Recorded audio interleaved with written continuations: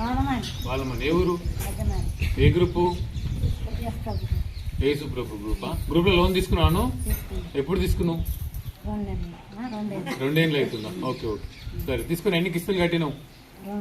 2 కిస్తులు కట్టినావా? 2 లక్షలు వచ్చిందా? నీకు 1 లక్ష వచ్చిందా? ఆపేసి ఎన్ని రోజులు అవుతుంది? లోన్ కట్టడం ఆపేసి ఎన్ని రోజులు? 2 ఏళ్ళ నుంచి కట్టలే. 2 కిస్తులు కట్టి మర్చిపోయినావు. సరే, దానివల్ల నీకేమన్నా నష్టం జరిగిందా మరి?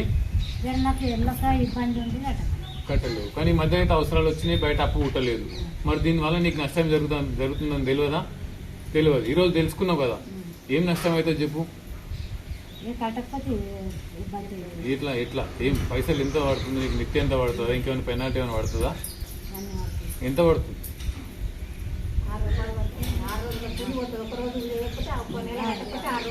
అంటే నీకు రూపాయి వడ్డీ పడాల్సింది 4-5 రూపాయల దాకా పెనాల్టీతో అన్ని కలుపుకొని 5 రూపాయల దాకా జరుగుతుంది నష్టం.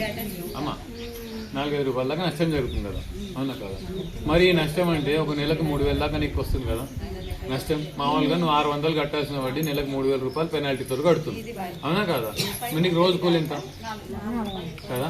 నెలకు 2,400 ఎక్కువ కడుతున్నావు అంటే ఒక రోజుకి 400 కాడికి 6 రోజుల కూలి నువ్వు కష్టపడ్డ చెంప చేసిన పైసలని ఎక్కడ వస్తున్నావు? బ్యాంక్కి పోతుంది, అవునా కదా? మరి ఆ నష్టం తెలుసుకున్నావు కదా, దానివల్ల జరిగే నష్టం తెలుసుకున్నావా లేదా? గట్టిగా చెప్పు. తెలుసుకున్నావా? నటిస్తున్నావా? తెలుసుకున్నావు కదా పక్క. మరి తెలుసుకున్నప్పుడు దాని నుంచి బయటపడాలంటే నువ్వు ఏం చేయాలి? ఇప్పుడు 1,00,000 రూపాయల దాకా నువ్వు కట్టాలి. నీ దగ్గర డబ్బులు లేవు, ఏదో తిప్పలబడి తెచ్చినావు. ఎందుకు తెచ్చినావు? ఏం తగ్గించుకోవడానికి? రూపాయి వడ్డీయా 4 రూపాయల పెనాల్టీయా? రూపాయి వడ్డీకే రావాలి, పెనాల్టీ మన మీద పడొద్దనే ఉద్దేశంతో వచ్చినావు. నిజంగానే మారినావా? మరి ఇక ముందు నెల కడతావా 6 నెలలు కడతావా?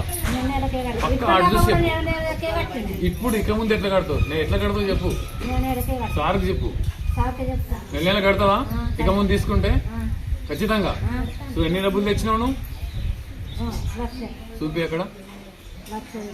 సార్కి సార్ రసీద్ రాస్తారు, రసీద్ తీసుకో. ఇక ముందు రెగ్యులర్ కట్టాలా? ఒకసారి చెప్పండి కొట్టండి అమ్మా బాలమణికి. వెరీ గుడ్ అమ్మా, గ్రేట్ గ్రేట్.